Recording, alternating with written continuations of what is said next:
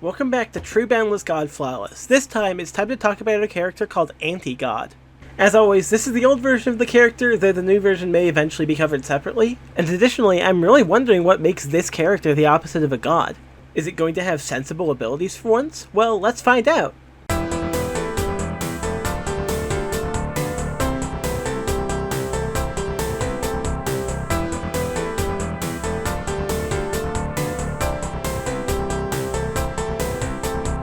First of all, we have a big honkin' list of abilities that's sort of a summary of what will be elaborated on later. And of course, this has the classic problem of overly edgy ability lists. Would it kill these people to have a single character which has supernatural abilities that are good for the world in some way or another?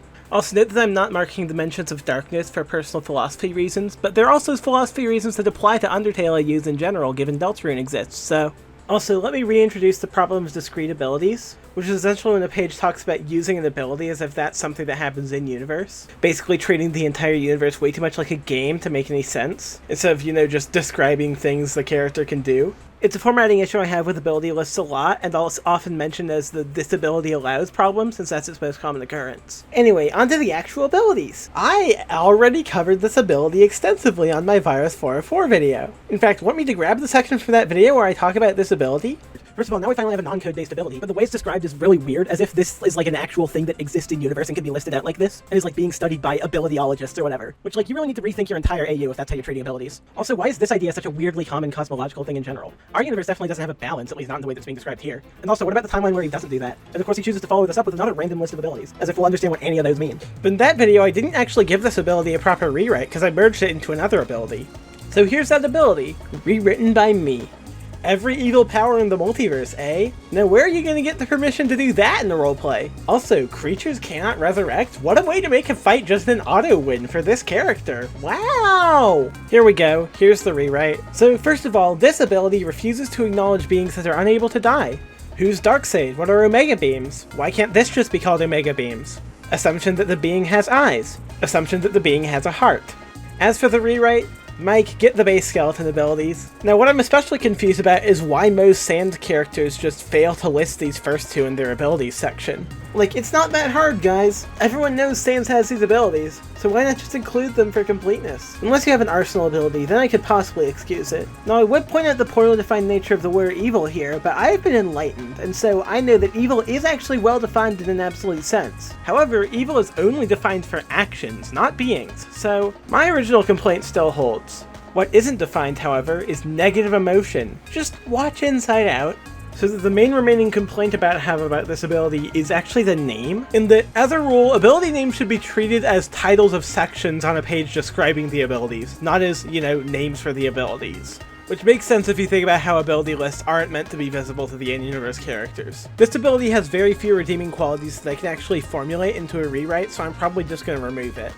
Now for this ability, I'm actually going to rewrite as I step through it, just to show you my process. First of all, these things aren't in-universe mechanics in Undertale, so let's remove them. Secondly, reset is also covered by saves, so I'll remove that as well. Now, one way to prevent saves from being done in Undertale is if you have the ability to save, which means no one else can. So let's make that the case. And while we're at it, let's split this out into a separate ability, since it's clearly no longer related to AU corruption. Speaking of AU corruption, there's another thing to bring up there. I've chosen to make the very reasonable assumption that the dark in that ability listing is just Anti-God's personal preference, that they hypothetically could change it to any setting or mood. But any preference qualification you need is already contained in the he wishes part, so let's simplify that some. And there's our completed rewrite. So one thing I've noticed with this ability in particular is that it seems to be trying to invoke a very specific aesthetic, yet in the process of doing so makes some assumptions about the AU it applies to that just don't hold up.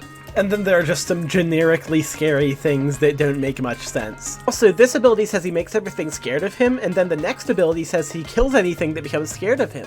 So why not just cut out the middle man and summarize them both into this rewritten ability? And hey, why not just fold this one in as well? And what about this one? And there are a couple others that also just merge into that ability, but I'll have other things to say about them as well, so I'll cover them when I get to them and just show the Presence of Death ability as their rewrite. For the now time, however, we have this ability to cover. Now I'll get to the rewrite in a bit, but there seems to be a pretty recurring mention of Anti-God's full form, which is actually a valid use case for transformations. It's like, he has passive effects in his full form that might be detrimental to actually trying to interact with stuff, and so he uses a more inhibited form as his normal form instead. So here's the rewritten ability. I've made a note about the transformation, but since Anti-God doesn't have a transformation section to start off with, and the transformation is only mildly different from the normal form, I've just decided to place it in line instead of in its own section. So this is an ability I'll just remove since it'll end up being covered by some other abilities we get to anyway, but I also like to talk about the weird obsession with pain in this character's abilities. It's like the Mercy Blaster, but the entire character does it, not just one ability.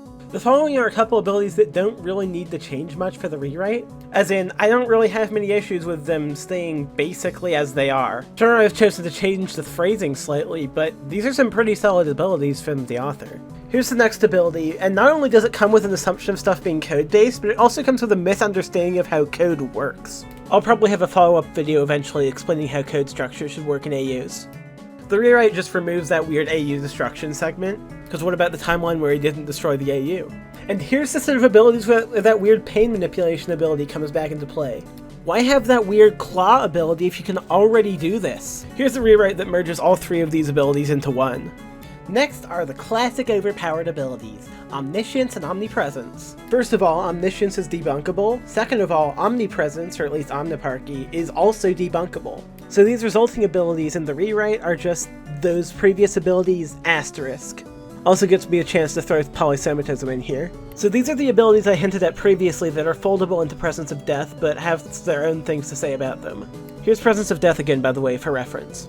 Okay, here we go. A lot of assumptions of anatomical constants, in very particular, assumptions that the target creature has blood, assumptions that the target creature has eyes, assumptions that the target creature has eyes that can melt out of their sockets, assumptions that the target creature has a heart, assumptions that the target creature's heart can explode, assumptions that the target creature has an organic digestive system, assumptions that the target creature has any organs not otherwise mentioned in my commentary, assumptions that the target creature has a brain prone to seizures, assumptions that the target creature has skin, assumptions that the target creature's skin is prone to blisters, assumptions that the target creature has a circulatory system, assumptions that the target creature's veins can explode, assumptions that the target creature has a skeleton, and ironically enough, acknowledgement that the target creature might be a skeleton and thus a monster, and thus have basically none of the things I just mentioned.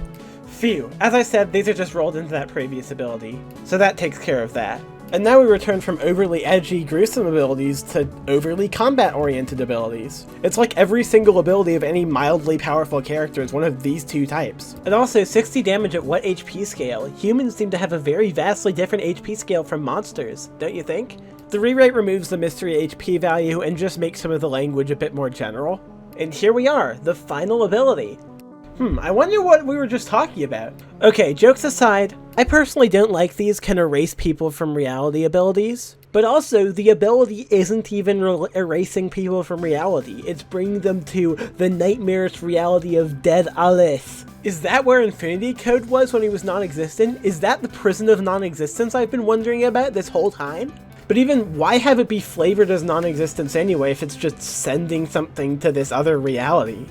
I've just decided to remove this ability because what it's trying to accomplish can very easily be covered by some of the other abilities. But we're not done yet.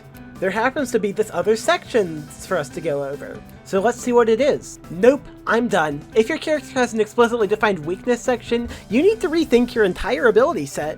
I don't even need to read the content of this section to know it's going to be so I'm just going to skip this and move on. To the end of the video, that is. Goodbye!